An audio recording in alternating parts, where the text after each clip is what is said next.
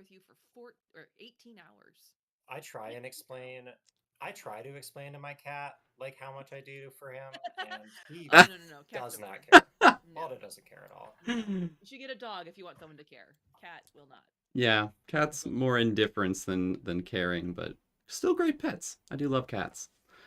I'm not like a cat or versus dog, even though I was raised by a golden retriever. I'm just kind of like I love animals. Yes, I love cats and very, dogs. very cute. Yeah. Goose is good. Oh yeah, we have got people hopping in, and there's Waldo. He did not want to. He was like, "I am just gonna grip Uh, into this chair and just not cooperate at all." He oh does. man. Oh, Oh, so cute. Zaz put the little kitty baby Maru in chat. That was from our last Draw Maru session. Lexi animated that, and it's just so adorable. Yeah, let's get some Amarus in chat, fam. Welcome, everybody on Discord and on Twitch and YouTube and Twitter. Welcome to the channel. We have with us today Dr. Kelli Dunlap, also known as Dr. Goose. Where did that name come from? Was it a game you made? It was a game, right? No. Oh, No, okay. No, no. It is a long story dating back to my childhood. Okay, maybe we'll get into that in a bit. We'll get into that a bit. First, I want to introduce Dr. Kelli because her list of achievements and experience is longer than my resume. It's just, it could go on, but I'm going to try to like condense it here. I'll just give you guys an overview of some of the stuff. She's a clinical psychologist, game designer, community manager. You run the Take This Discord, right? She's been involved in a lot of publications. She's written a lot. She's spoken around the world, over in Germany recently at the Clash of Realities, right? Yep. Yes. I'm really interested to hear how that went, actually. She was a keynote speaker on ethical game design for emotionally heavy content. And I know I've played a lot of emotionally heavy content games, and I often wonder what have been the psychological impacts of that. So maybe we'll get into that too. But we also want to talk about some of the like benefits of gaming, the healthy side of gaming, not just the negative impact, but she works at Take This, like I said, which is a mental health and gaming nonprofit. She's an associate director of community programming and also a licensed practicing therapist. She also teaches. You have your hand in everything, and is a mother of two. We just found out. Yep. That's awesome. Yeah, her research has been impactful in the gaming therapeutic arena. She's very effective at portraying how games interact with mental illness and mental health. So if you guys have questions, put them in chat. I'm so excited to have her join us today. This is an honor, and I hope to get some really great little nuggets to share out with my friends and family, because gaming is a big part of my life. I feel that. I feel that. I mean, what's your gaming experience? You've been gaming since you were young? Yeah. The first console I had was a Sega Master System.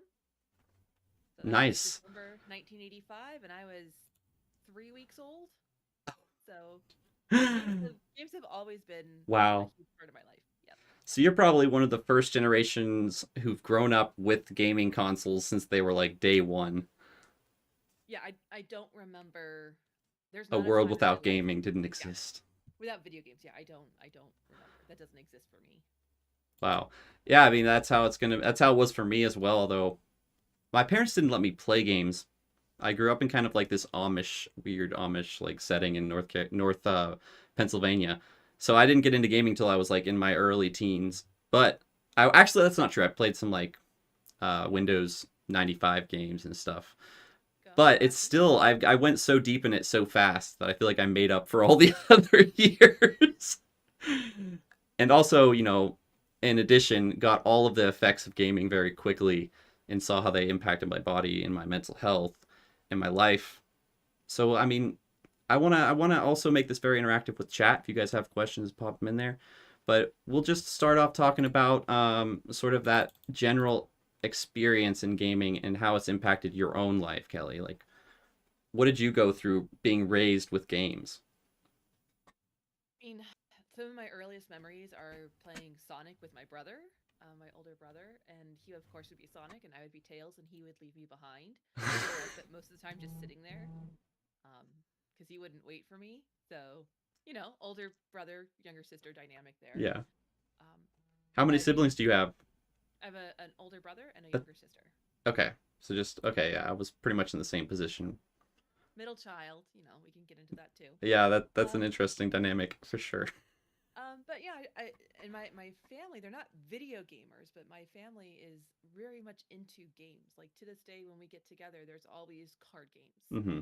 Not even board games. There are card games. There are like the Dunlap family trifecta of games that we Yes. play, and Yes. I blame my competitive streak on that upbringing. Um, and so yeah, my family, we've always played. We always had board games. We always had card games. And video games are just kind of like a natural extension of that. Right. And then it didn't really quote unquote get serious. We didn't get serious until college, when I would play Halo Combat Evolved, because it's 2001, way 20, whew, 20 years ago. And we would play Classic like game. That was 2 actually the first console game I really got hooked on. Visiting my brother in college, my older brother. It was the first online console I'd ever played, and everybody on my floor, we played it. And It was so much fun. That was my first shooter. That was the first time I had dual joysticks. So it was a Yeah. change from like Spyro and Sonic and things like that. And yeah, it was just this huge bonding experience. Like there's pictures of us in college wearing Red Right. versus Blue, because that was the machinima based on the Halo Oh yeah. series. Great series. I've seen it all. And we're I all can wearing attribute. Oh, I can attribute almost all of my lasting friendships with college to Super Smash Brothers Melee. So it's like, there's always that communal game that brings everyone together.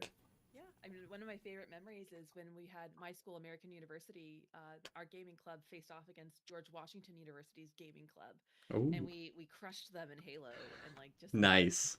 the excitement and the camaraderie around that. And but not only was it just about friendships, and actually my current hopefully my only husband, um, I met him because he was the one who had the Xbox on the floor. And so the only reason I Wow. kept showing up, the That's only reason I wanted to be around him was his Xbox.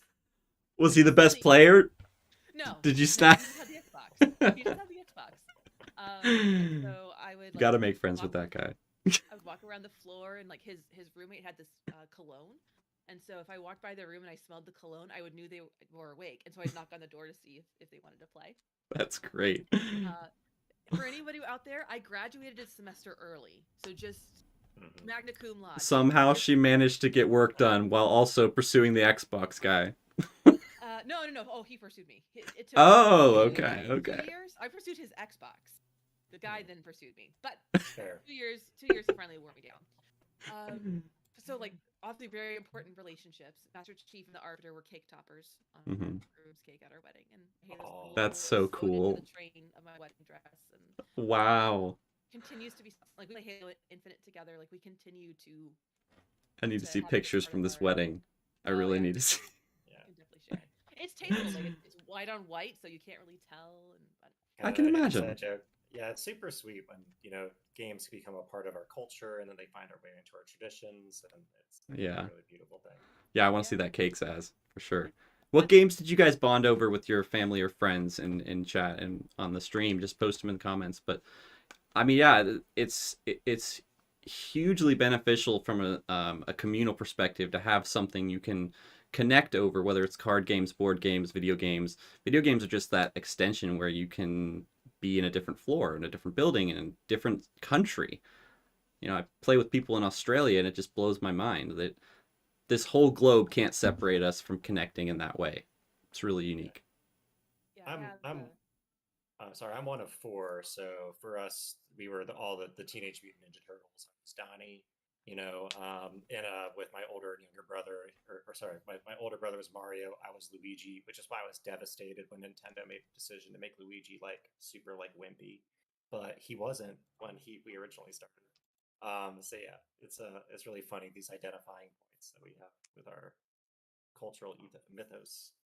Mm-hmm. Yeah, I have as part of one of my stump speeches that when I talk with reporters or I'm giving presentations, especially to mental health providers, I always like to remind people that playing is the way that we interact with games. Like we do work, we watch movies, we read books, but we play games. And play is an ancient part of human culture and tradition, and it's one of the most fundamental aspects of well-being throughout the lifespan. Like play is not just for children. You as an adult, you need play in your life. And so I always like to throw it back over 10,000 years ago when we were transitioning from being a nomadic species to an agrarian one. you can find stone tablets of like the first games, like early Mancala predecessors. So basically, the second we stopped moving, we had game tablets. And I can promise you, even though we don't have as much evidence, but like even nomadic, there were cards or versions of cards. People would use leaves. They would use knuckle bones from animals as dice. So like Hmm. we have always played, and video games are just the most recent iteration of that need and that fundamental drive to play. Yeah. Definitely. I think it's I'm interested to see how this kind of weaves into your professional career. And I think that there's an interesting connection point with what we talked about earlier with Halo, of course, was this mythos that really brought you and your husband together. Teenage Mutant Ninja Turtles brought me and my family together. And I understand that like a large part of what you do talks about how games have narrative, games have a cultural significance, and they sometimes deal with emotionally heavy topics and stuff like that. And my understanding is that you've been doing some research and doing some speaking about the responsibility upon game creators to treat content sensitively. And so I was wondering if you'd like to talk a little bit about how that idea fascinated you. How did you get into it, and what are you doing with it? Sure. So I was actually at a game developer conference one year, and VR has always been the new big thing for a while now. And I happened to kind of overhear some kind of tech bro VR innovation, the ultimate empathy simulator type of thing. And back then, empathy was something that I was studying because most people get it wrong. And so I was actually giving talks about like, well, this is actually what empathy is. And so I was listening to these guys, and they were So, saying things. without, sorry if I interrupt your flow here, but where are some ways that people get empathy wrong? Oh, well, if you feel something, you've experienced empathy. Okay. Or walk a mile in someone's shoes. Like, no, empathy is much more complicated. There's lots of different types of empathies, and the way that games are designed will evoke different aspects of empathy. Mm, And the okay. biggest one being that if you can make someone experience empathy, that you've actually changed something, because empathy is a completely internal experience. If you want someone to act on that empathy, that's actually compassion. And that's a Mm. different psychological construct that has different motivational facets. And so, like, this focus on empathy is like, okay, that's great, but that's like awareness raising. Great, you raised the awareness. Then, So you then what? so you see empathy as sort of a precondition for compassion, but it's not going all the way. Yeah, I have actually a slide in one of my decks that talks about it's a key ingredient, but it's not the full recipe. Like if you Gotcha. actually want to evoke change, like if you want something Mm, to action to be taken or change to actually happen, you can't do it without empathy, but empathy itself is not enough. gotcha. Sort of the thoughts and prayers, but not the Yeah. not the Yeah. full action. Yeah. Interesting. So I was listening to the people talk about VR as this ultimate empathy machine, and they were talking about making things so like I'm going to say words that may be triggering. But I'm just going to say the word. So just plug your ears for like 10 seconds if you don't want to hear words. But they were talking about like an Auschwitz simulator, an abortion simulator, a deportation simulator. And I was there and I was like, yeah, right. Good luck getting that through the ethics board. And then it kind of hit me like, they don't have one of those. They are Mm, literally allowed to do whatever they want and share it with whomever they want without any kind of ethical oversight, even though they are playing in the same emotional sandbox that I have trained for, what did I go to, 23rd grade? I think it's mm, 23rd grade, mhm. to respectfully deal with these similar issues. They can just snap them into existence and then have people experience them. And so That's that really kind of interesting. So, started my path so, there. so there's not really sort of a regulatory agency for these types of simulated experiences, which is interesting because in traditional, I guess, published games, we would have ESRB. If you were doing some sort of research thing, you might have like an IRB that you need to get through or IRB. something like that. But Mhm. here you're saying like people just making these simulations and throwing people into them with really no oversight as to the type of content that they can create. Yeah, I mean, I had experience at Games for Change one year where I was in the VR area and someone's like, "Hey, do you want to try this immersive VR 360 experience?" And I'm like, "Yeah, sure." I had no idea what I was walking into. I had no Mm, clue. And I sat down, and the opening scene is a domestic violence altercation between two parents, and you in the VR are in the perspective of the child. Wow. And I was like, check, please. No, thank you. No, no, no, no, no. And then it went on to talk about like development of Nazism and fascism and how this person like got out of that life that they had started in. Um, and of course, since this is a professional conference, I didn't feel comfortable taking the headset off and going, that no. Because again, you're surrounded, people are watching you, and it's Yeah. a professional conference. I don't want to be the girl who lost her stuff Hmm. after a VR thing. And so after I finished it, I took the headset off and I was like, I really wish there had been a content warning because that opening scene was really upsetting. And Hmm. the response of the Oculus guy was, yeah, isn't it great? Hmm. Hmm. No, no, it's not great because I mean, thankfully, I don't have any personal experience with that, but I can imagine anybody sensitive to that topic that would have been Triggering. potentially re-traumatizing. Yeah, Hmm. triggering, if Right. not absolutely re-traumatizing. And so again, even though it's being done in service of, oh, we could just get people to understand this perspective, we could change the world and make it better. You know, this empathy is a tool for doing these things. But just because you can doesn't mean you should. Hmm. And you have to consider that the people who are going through your game, like I have this whole rant about how developers are responsible for their safety. If you want to put players in harm's way, then you are responsible for their psychological safety. Hmm. Hmm. Yeah, and psychological safety, I guess, is just like is almost an emergent topic, it seems, and it barely is like understood outside of the field of psychology. So yeah, it's something that you're bringing a lot of awareness to, which is very important. Um, so okay, so that was sort of the inspiration moment for you. Where have you gone with it? Where have you taken it? What kind of reception are you getting to bring this idea to the forefront? So the keynote that I gave at the Clash of Realities in Cologne this year, it was specifically on like the tightest, most the best version of this talk that I have on the ethical design. And so, you know, talking about play as something that requires safety, and even my 1-year-old knows that. Talking about how some of the research I've done is I've taken my knowledge and understanding of the American Psychological Association's ethics code, you know, 5 aspirational principles and 84 ethical standards, you know, that we have to take courses on. I have to every year I have to take at least 3 credits worth of ethics training to keep my license. When you pass the EPPP, which is kind of the psychologist version of the bar, about 1/3 of your score is based on ethics. And so ethics are a really big deal in my field. And so when I was designing games around mental health topics or consulting with people who were designing games in this space, I found it really helpful to kind of draw from that existing ethical standards because there's three main ones that I typically pull from that have a lot of overlap.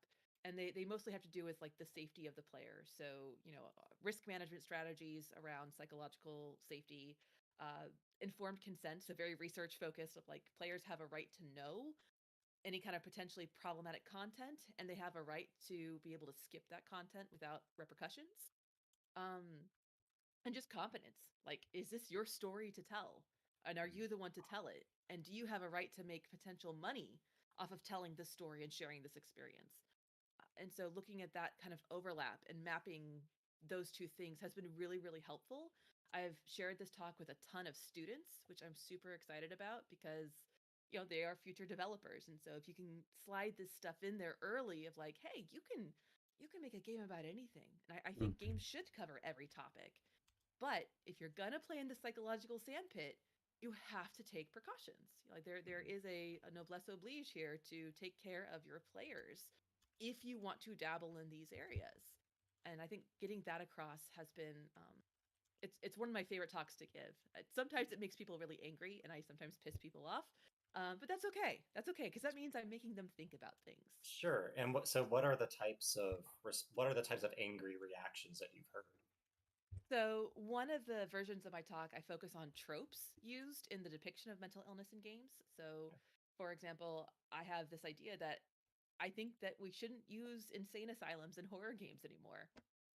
Hmm. It's boring, it's tropey, and it's Yeah. preying upon an incredibly vulnerable population. And if you've ever had to go inpatient, that is already a horrifically scary experience, and you really don't need it demonized any further.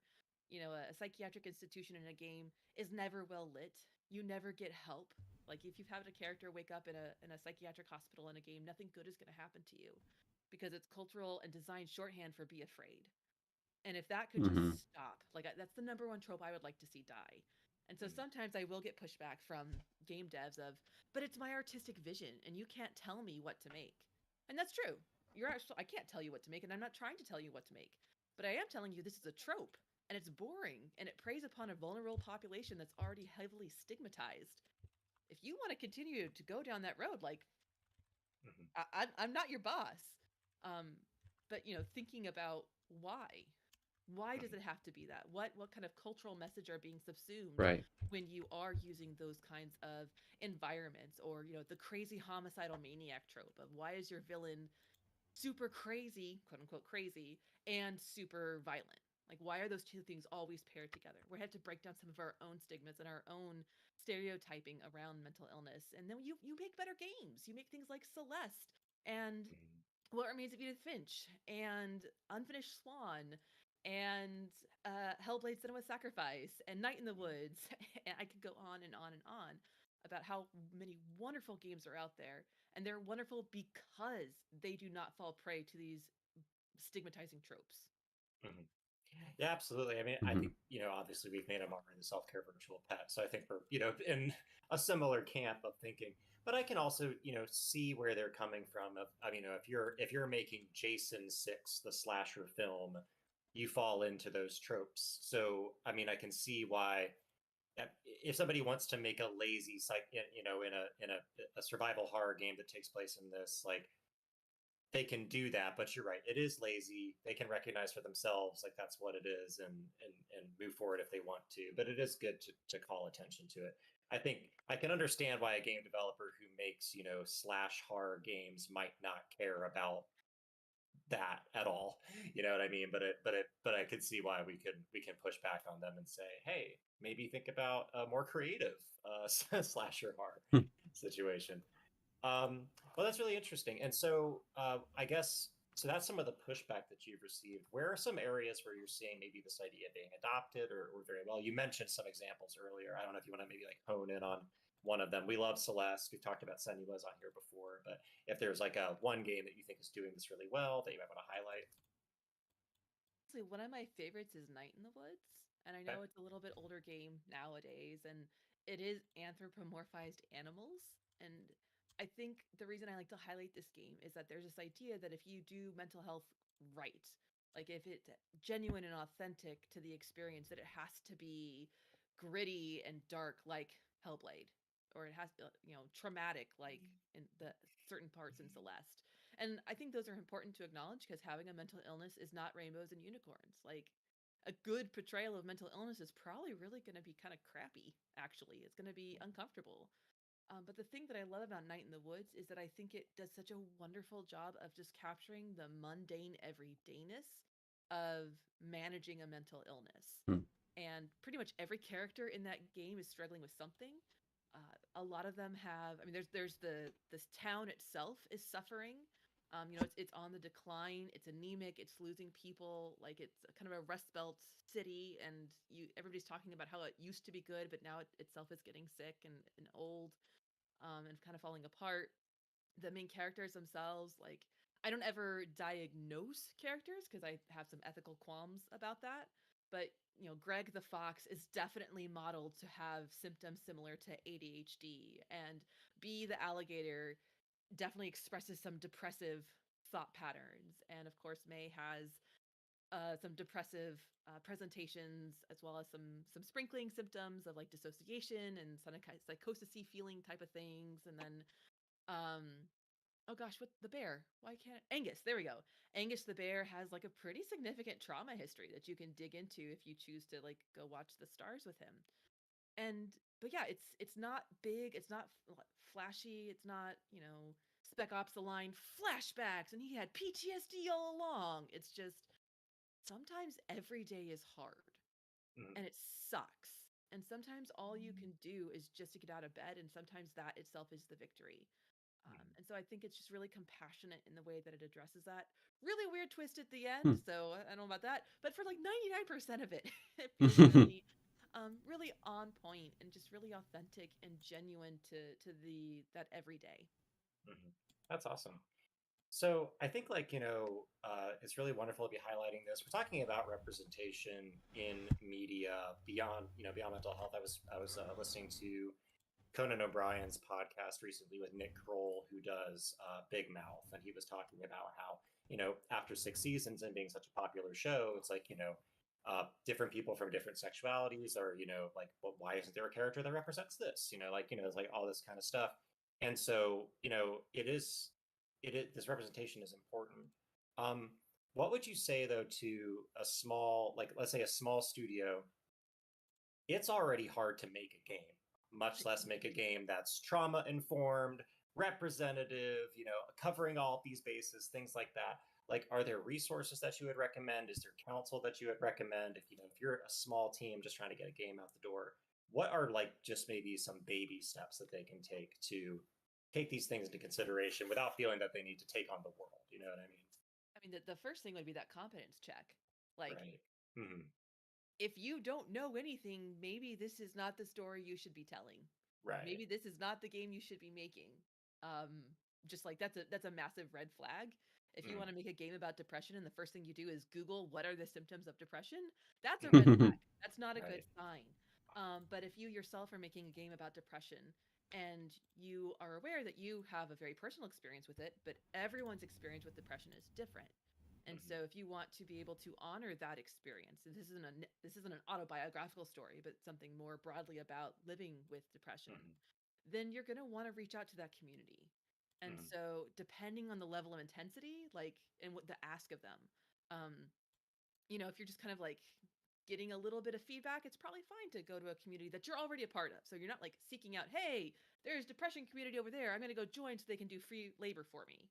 But rather, if there's communities that you're already a part of, like this one, and you want to put it out there for feedback, that's a really great place to start because you already have some idea of who is giving you that feedback. If you want more than that, then you really do need to look into paying for consultants. So I know that's something that I do. So, like, what is it? Disclosure of possible conflict of interest. Like that. It's something I do. It's something we do at Take This. Is we'll do like mental health audits on games, and kind of do a spot check on that. And it's the same for any kind of cultural competency too. Respecting that community and wanting to do right by that community starts with listening to that community, and then going from there. So yeah, no one can do everything. No one can have every accessibility. Like I'm making a game right now, and I'm like, I have no idea how to make this colorblind friendly. I have no clue. Hey, I'll help you with that. I'm colorblind. We spent like, we spent quite a bit of time and quite a bit of money on the closed captioning, stuff for our guided meditations, for instance, because people were saying, well, it's not accessible to people who are hard of hearing. And yeah, that's time and that's resources. And honestly, studios don't have those time and resources a lot of the time, so you can only do as good as you can do. But it's good to be cognizant and mindful, and try to be as accessible as possible. Yes, and it's also very helpful to own up to it. So if I ever do release this game, because I'm using the Fungus visual editor that is a plugin for Unity, because I can't code to save my life, but something like closed captions or color blindness, like these are not functionalities that I'm going to be able to program because I don't know how. But being upfront about it, like, hey, I understand that this is something that I would like to do in the future, and like, it's just a matter of finding that balance, owning up about what you wish you could do versus what you can do. I think is really helpful, and people appreciate that. Yeah, for sure. Well, we are we set to 4:30? Was that our stop time? No, we had an hour on the books for. Yeah. Nope, not a problem. I just wanted to make sure I was on point. Cool, awesome. So, I guess I was gonna ask. So, like, if we were to, how do I want to spin or go in this direction? So I guess let's expanding on that a bit. So that's advice you would give to someone who, say, wants to make a game about depression or wants to make a game about anxiety or something like that. But more broadly speaking, so we kind of mentioned earlier, homicidal maniac game maybe doesn't care as much. But let's say we're just making a game about more general topics that aren't necessarily mental health adjacent, so it's not so much the competence question. Yeah. But what would be the advice you would give there, kind of just more broadly as you're thinking about designing your game that maybe isn't addressing depression head on, but kind of in a more of a general way? What would you recommend that game designers think about? One thing I always try to emphasize to developers is that you don't have to make a mental health game to do right by mental health. Okay. And so sometimes something as simple as your character wakes up and they take their meds in the morning. It's not a plot point, it's not a plot twist, there's no meaning to it. It's just they get up and they take their anti-anxiety meds. There's not a big deal there. Or on their calendar is, hey, therapy with Dr. Dunlap at 2 p.m. Again, never explored. It doesn't take anything. It's just, hey, this is a normal thing in the world. And now for a lot of people, it's the same as putting on their glasses. This is just a normal part of life. And that can be really powerful because it's so normalizing. Mm. Um, it doesn't have to be a big deal. So I think that's a good thing of if you can weave those things in, you can help people feel a little more seen, a little more validated. And then just being really careful with your language. So, there are lots of characters like Crazy Red that have, or the psychos from Borderland, where just in the names themselves, they carry this stigmatizing and pejorative language. So trying to be aware of that as much as you can. And then I usually advise that if you are including mental health references, whether they're deep or shallow, really taking a moment to think about why. Is it flavor? Is it something that makes your world deeper? Is it something that enhances the story you're telling, enhances and deepens your character? Or is it something that's a plot twist or like a narrative device or tool? Because one of those is, supportive and enriching, and one of them is very flattening. And so just being mindful that if that stuff does come up, thinking about why it's there, and if you want to continue to keep it there. Mm. Great. Do you are you at a place where you're comfortable sharing stuff about the game that you're designing, or is that still like hush hush, No, super no, no. secret stuff? I can totally talk about it. It's something that I started for my master's thesis when I did my game design degree 5 years ago. Mm. So, having children kind of derails things a Mhm. little bit. Mhm. So this is something that, I made, but the build wasn't stable, and I've tried to remake it a couple times, but then inevitably life goes sideways. And again, I can't code, so that definitely makes coding harder. Mhm. But it is. Are you familiar with the Ace Attorney series? Yes. So Phoenix Wright, Ace Attorney. Imagine if Phoenix Wright was, instead of being a lawyer, he was a therapist. Okay. And instead of solving crimes, you're helping clients gain insight Mm. into their struggles. Mm. And instead of a human, you're a dog, and your clients Okay. are also dogs. Mhm. All right. Nice. That's I like that. that's That the that was the ultimate plot twist I wasn't expecting. Now we got to make sure that we're being very sensitive in how we depict these dogs, though. oh This is no, a I'm a cat dragon. level objective. Yes, yes. Well, Thank you, there is Chloe. a cat. There is a cat in the game. But the main character, her name is Ellie, and she's Mm. modeled after my beagle, who is a Mhm. therapy beagle. Like I took her to practices with me and things like that. And so yeah, she helps her. She helps her canine clients with their puppy problems. Okay. And yeah, that's kind of the narrative, graphic novel, point and click, puzzly, solvey type of Mhm. thing, and with the goal of making going to therapy less scary, Uh-huh. and also being really, really cognizant of the ethical implications. I originally started trying to do this with humans, and I'm like, no, people are going to Mhm. try and diagnose themselves, and I cannot Mhm. have that. So instead, we talk about real psychological topics like, projection as a defense mechanism, or classical conditioning, Pavlov's bell, because of dogs, Mhm. right? Yeah. But no one's going to think, oh yeah, I drool over tennis balls too, or Right. my partner also pees on the wrong side of the bed or something. So There's a degree of separation that's helping to kind of a fantastical layer that can help people from not over-identify with what they're yeah, experiencing. it's Yeah. distant enough that people aren't going to try and take this as like diagnostic advice, but it's not so far that people like their defenses are down and they're curious and they want to play. Because if you Mhm. were to say, hey, let's play a game about going to therapy, I would be down. But I Mhm. don't think a lot of people I don't think a Mhm. lot of people would be into that. But if you're like, hey, there's dogs, Yeah. then Yeah, that it's helps. more attractive. It does. because they're so cute. I'm interested to see some of the artwork as well. Well, that's a fun thing because I'm not an artist Um, either. Mhm. I've become a Houdini with Photoshop filters. Uh-huh. So again, not super. We're gonna have a minimum viable product and then maybe get it kickstarted so that I can afford art. Yeah, for sure, for sure. I mean, I definitely didn't do any of the drawing of Amaru. That's all Lexi. So, yeah, outstanding. Well, cool. That sounds like an exciting project. So, as you've been going to different conferences and sharing this with people, like, what has got you the most excited?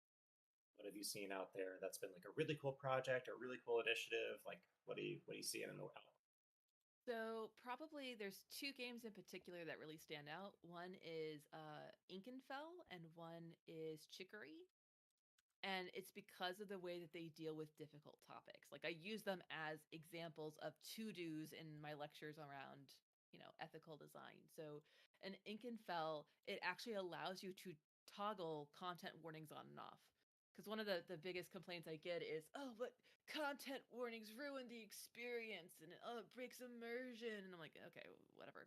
I understand that's an issue for you, but if your biggest concern is that someone's immersion is broken and not that they're going to have a psychological reaction to what you're doing, then you really have your priorities backwards. But in That's a clip. Inkenfell, you can turn them on and off. And that's like such a simple, I mean, that's not simple from the coding standpoint, but it's such a simple thing of if you Right. don't want them, then you turn them off. And if you do want them, they're there to help you. And I think that's a beautiful way of going about it.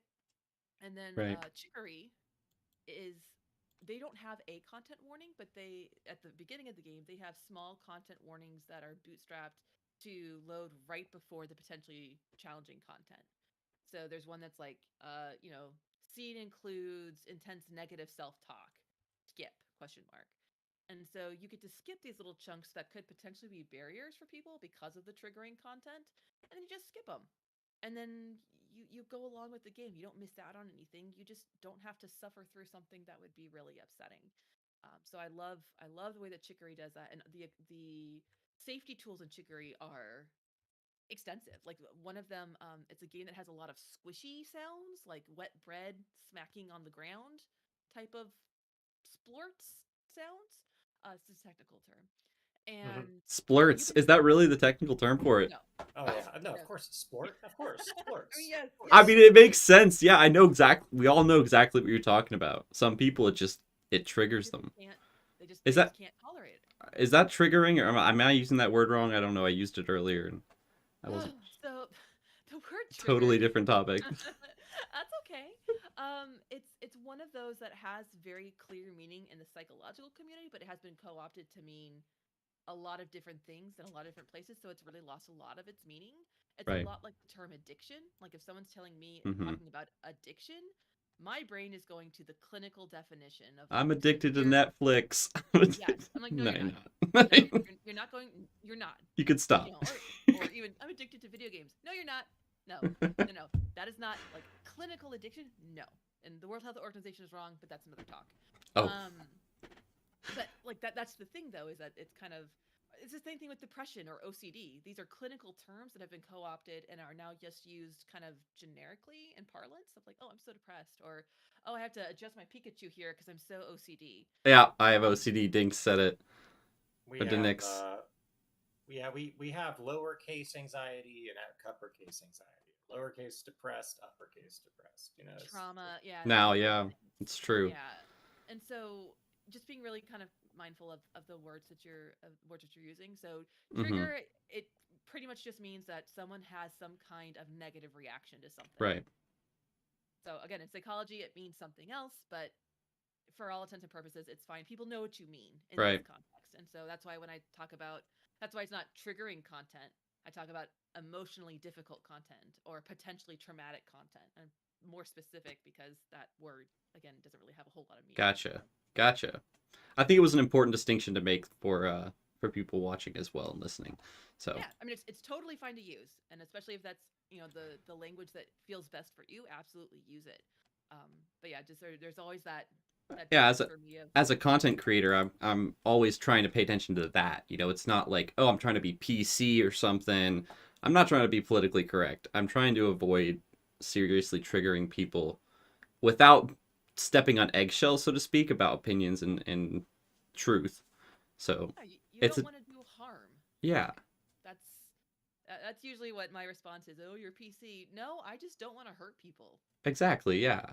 I Like don't want that. people to come away from my stream being traumatized or play my game and have nightmares.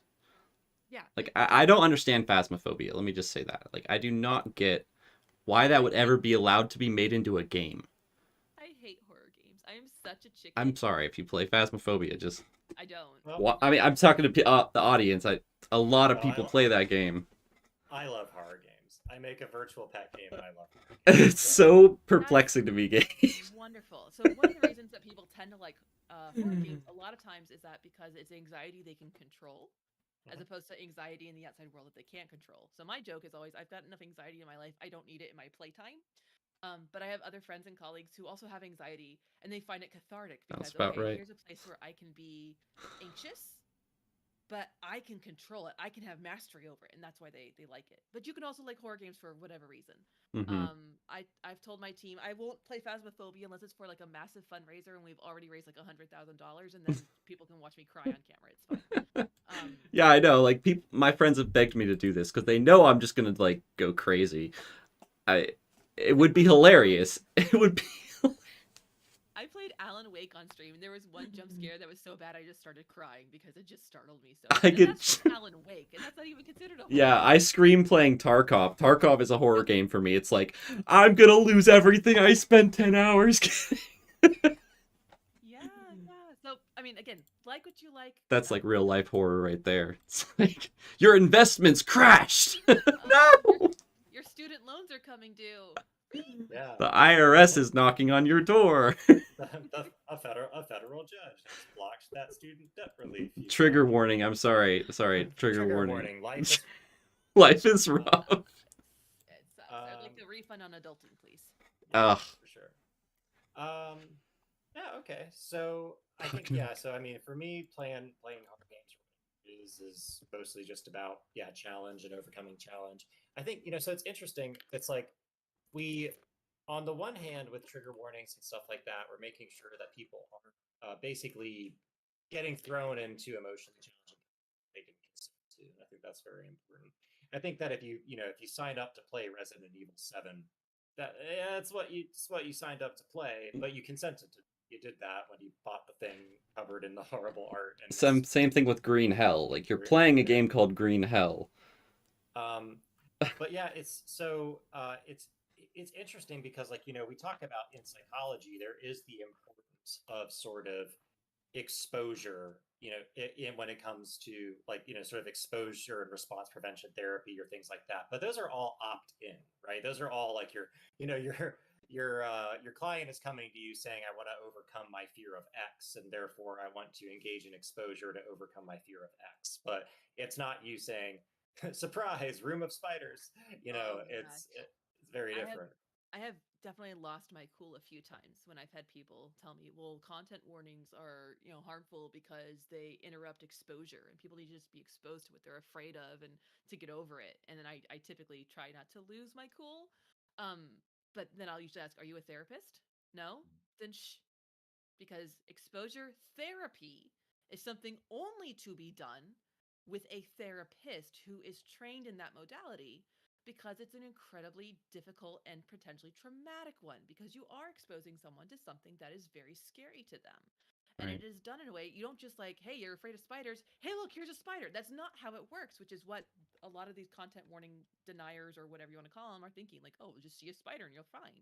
That's not how exposure therapy works. And if I did exposure therapy that way, I would get sued for malpractice.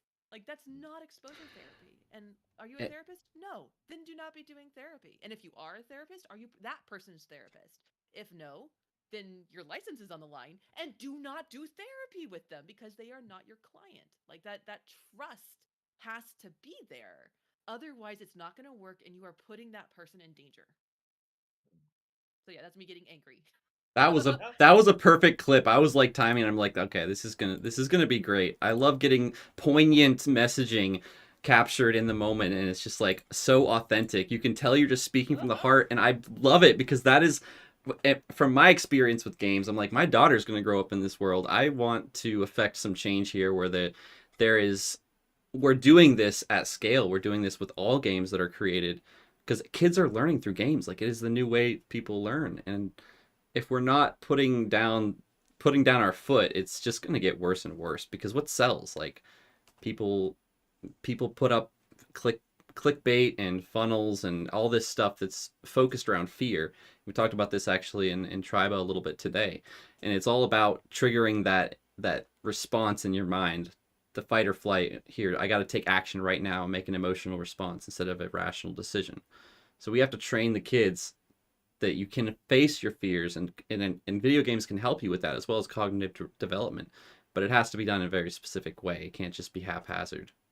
It's like saying, "Hey, here's a 6-year-old that doesn't know how to swim. Yeah. Throw him in the ocean." Yeah, you can't just be like, Oh, oh, I'm gonna help people with ADHD with my game because I'm gonna build, do all this stuff. that No, is not you need that's not ideal. professionals like Gabe and Doctor. I am not a licensed. But you're a professional. I'm saying professional psychology. That is your area of expertise. I'm not saying you're a therapist. Not at all. Dr. Kelly is a therapist, though. Yes. Kelly, you are. She is a therapist, and for that kind of stuff, you got to talk to them. But I'm still saying, like, you got to get other people consultants in. That's the point I'm making. Is Yeah. you can't expect to just understand it yourself, or maybe you have personal experience. You don't want to risk your audience and your community, which is going back to what you said earlier. If you respect your community, you got to listen to your community as well and know what they need. It's always so interesting to me. Everybody feels like they could be a psychologist because humans are such, like, we all have emotions, we all have thoughts, we all have distorted thought patterns. Like, psychology is the study of being human, and we all have experience with that. And so people oftentimes think that, oh, well, I could do that. Whereas when I think about, hey, I could be an architect. No, I couldn't. I can't do math. My 6-year-old is better at math than I am. And so I would never presume to take on expertise in a different discipline. But because social sciences, especially something like psychology, it feels so accessible. And like, well, I've had that experience. And so I can speak, if you're speaking from your personal experience, there's no one to tell you that you're wrong because it's your personal experience. But that's also where we get into a bit of trouble, is that it looks easy. And in theory, it sounds easy, but it is not easy. Because believe me, if I could just wave a magic wand and say the magic words and have people magically change their behaviors, I would do it because then I'd be helping my clients. But like, it's a profession where you are constantly trying to put yourself out of business, but you never will because Hmm. change is hard. It's so, so hard. And people go through a lot of stuff. So just like keeping that where it belongs, and again, if nothing else, the trust has to be there, whether you're working with kids or adults or in games or wherever. Because if there's no trust, then not only is harm increased, the risk of harm increased, but anything you were trying to do pro-socially, anything you were trying to teach or impart, is gone. Because the second somebody feels unsafe, they shut down, and nobody cares what you have to say when they're in pain. They are internally focused. And so if you really want to get something across, you need to do it in a way that isn't going to terrify them. Great. Thank you for that. Talk to us a bit about Take This. So you've been working with that organization for a while. Why don't you tell us a little bit about that and how you got involved and what it's all about? So I officially started with Take This as a contractor in December of 2019. Prior to that, I was just kind of like, I'd volunteer at the Take This AFK room, which are like quiet spaces at conventions, back when conventions were a thing. Occasionally, like, help write papers or be a guest panelist or something. But I came on as kind of a clinical contributor, and then pretty soon after got hired on almost, in a full-time capacity as the associate uh, director of community programming. It's a long title. And I actually just got a promotion to director. So yay, as of like Congratulations. yesterday. So surprise, breaking news here. That's awesome. Congratulations. Thank you. But yeah, so if anybody doesn't know, Take This is a mental health nonprofit that is dedicated to destigmatizing mental illness and increasing mental health resources for the games community. So that includes players as well as devs. So we have a ton of resources on our site that are focused on connecting people with care in their area, as well as focusing on like studio culture. Because if we can improve studio culture, we can maybe improve games. We can have games that are more informed and more aware, and maybe don't make insane asylums anymore, and things like that. Yeah. And my main role there is as the head of community. So I run our Discord, our Take This Place is our twice a month streaming nights of shenaniganry. I also do a lot of the writing. So if you go to the Take This webpage and you go to our burnout section, Dr. B and myself both wrote all of that. And it is one of the deepest dives into burnout you are ever going to see. And it is specifically focused on content creators, because content creators have a very specific set of challenges that aren't really addressed in other health avenues, and especially not in like something as specific as burnout. Hmm. And then we've got other stuff that we're developing and building out. And I make lots of pretty graphics too. That's also a big This is part of awesome. my Yeah. job. Yeah, guys, definitely go check out the Take This community. They're doing some awesome stuff over there, all relevant to what we've been talking about today. So this was a great tie-in to that. And I think if you got some value out of this discussion, you're a game dev or you are part of communities for game development and assisting in that as part of the community that's giving feedback, it's good to know about these things and hop in there, talk to them, drop some comments. Yeah, it's I'd also be interested in talking to you about further possibilities for collaboration, because I'm right alongside you with the two kids and just feeling that need now, urgency, and we are the people in this sphere and Discord that can help this. Discord's a huge growing gaming platform, skeleton for communities. So the more we can work together as communities, I think the better the messaging, and the more we'll be able to make this case for it and enforce it. Yeah, and Discord is actually, I mean, there's a lot of tech giants out there that are sketchy. Yeah. Discord is not perfect, but it's one of the better ones. Like Yeah. they recently paired with, I don't remember which one it was, but they have paired with a mental health org. It wasn't Take This, but they paired with a mental health org to talk about like moderation and content Oh yeah. curation and things like that from a mental health perspective. And they're really responsive. They do tend to value safety more than pretty much any other platform that I've been on. So yeah, Take This is awesome, but Discord is awesome too. Yes. And yeah, I'm there all the time. So if anybody has questions, like feel free to ping me or drop me a DM. I'm always around, as community managers tend to do. Yeah. Kind Yeah. of our So, jam. It's like a 24 so, hour on call service. Mm-hmm. It is. Concierge so medicine of people. I did my dissertation on burnout in the workplace, and then I think like experienced dissertations worth of burnout. Like yeah, so no, it's a very real thing. So Yeah. appreciate the deep dive. But yeah, so I guess kind of as we're coming up on time, talking to the people in our community, if there's like like 1, 2, 3 sort of check-in that a person could do with themselves, like about burnout, or like maybe a couple of tips that you could give to prevent burnout, what from your research would you share with the community? So the biggest thing for burnout in terms of like checking in with yourself, one of the ways that it's the differentiation between depression and burnout, the research is really, really muddy, and like, so I'm not going to say one thing or the other.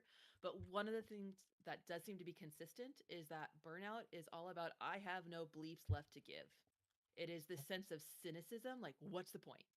Why even try? Why am I showing up? I'm just gonna sit here in my cubicle and stare off into space. It's kind of that nasty, cynical, all the F fairies have left the building. Like Mhm. you're just done. I You're done. have no spoons. I looked I, around for my spoons. There's and they're No none. gone. spoons Actually, today. does Waldo have my spoons? Nope, they're all There are none to be seen. So it's more than just being tired. Tired is being it's a big part of it, but it's more than just being tired.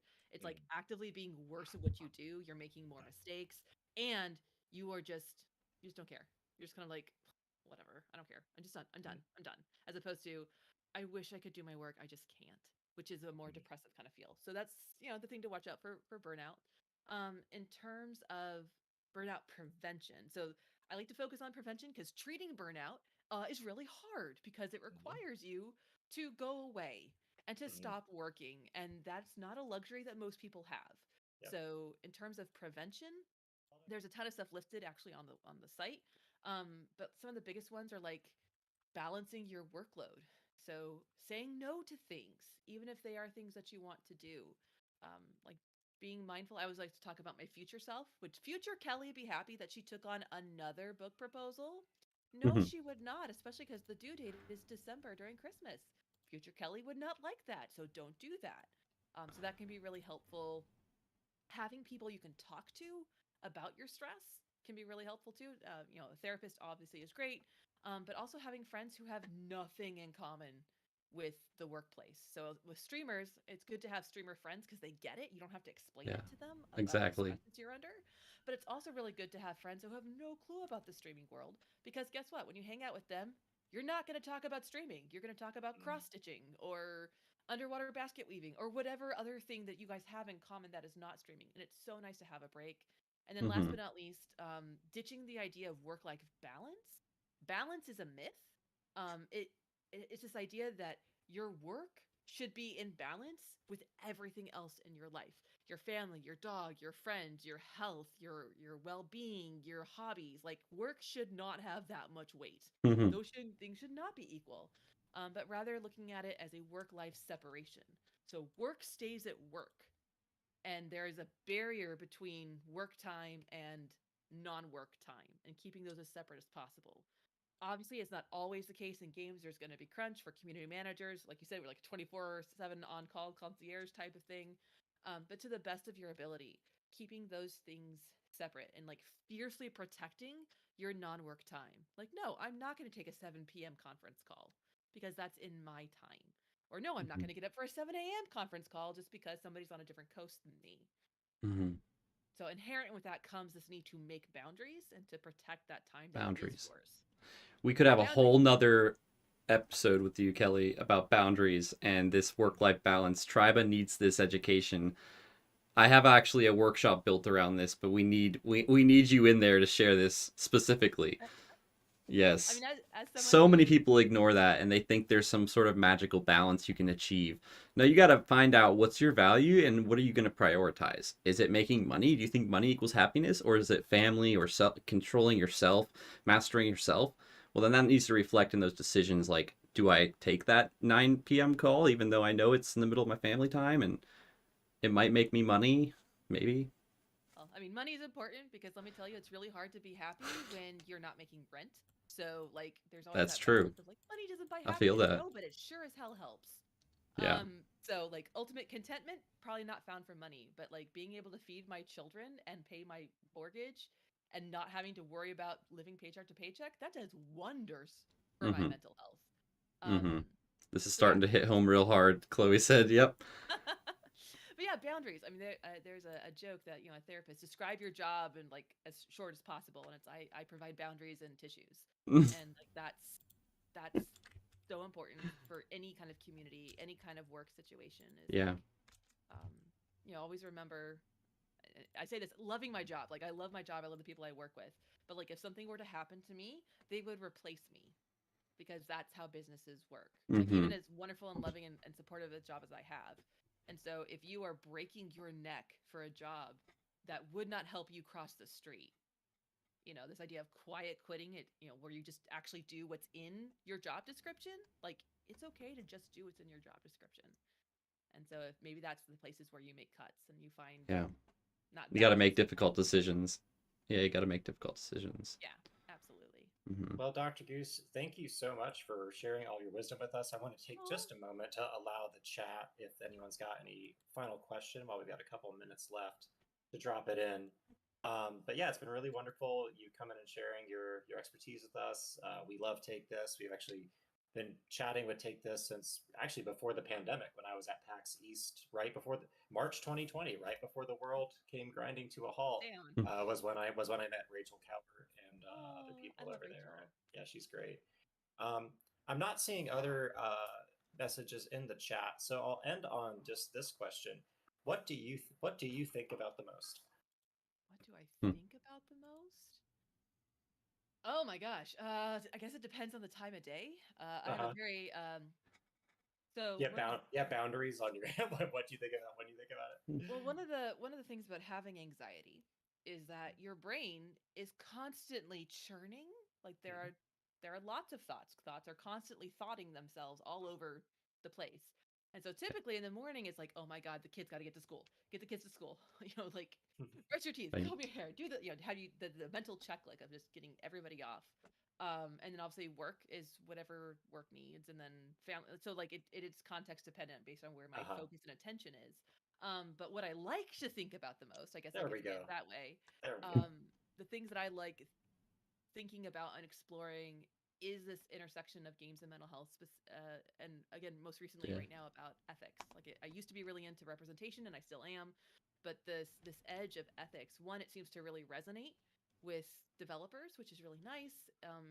So I love thinking about that because I feel like I have this unique skill set, this pairing between the ethical stuff from psychology and then being Yeah. a game developer and like seeing those ethics play out and the consequences. I think that's really unique and interesting, and I love the chance to talk about it. Yeah. And then I guess the last thing I'll throw out there is I did a study on the mental health of streamers during COVID, and I think that's kind of the next. So Wow. not done with ethics, but like in tandem with ethics, looking at the mental health of streamers and the burnout, because that weaves into that too. Parasocial relationship weaves in there, boundary setting, people feeling like they're forced to be other people's therapists, and then obviously kind of a collision of all the worlds. Ethical mental health streaming to me is a super interesting place that is um, something I look forward to having time to think about. So that's Yeah. future thinking. That's future, and your future self will Yeah. thank you when you My get future to the point where you can think about that. Well, thank you again for sharing this. For those of us watching, again, check out Take This. The website and the Discord community is there in the chat, so please check it out. Lots of resources there. And Dr. Goose, I feel like we could probably have you back, for multiple things in the future. I think this idea of ethics in games, comes down to monetization models. To there's so much that can go Oh into yeah. those topics, and then of course burnout and streaming and community. So thank you Mhm. again. Yeah. Thank you so much for having me. As you can tell, I love talking, so I'm happy to come back anytime and talk at you all some more. But yeah, thank you so much for bringing me here and sharing your community with me. As a community manager, I know that we can be protective of our community spaces and like, no, these are mine. So anytime you're brought into someone's community, it's very special. So thank you guys so much for inviting me in and for your community for being so warm and so welcoming. Oh, well, they're awesome. They're the best. Honor. I Yeah. see all the cat hearts, and there was Yes. someone who was it? Chloe earlier said when I was angry called me therapist, as in PISSED. Yep.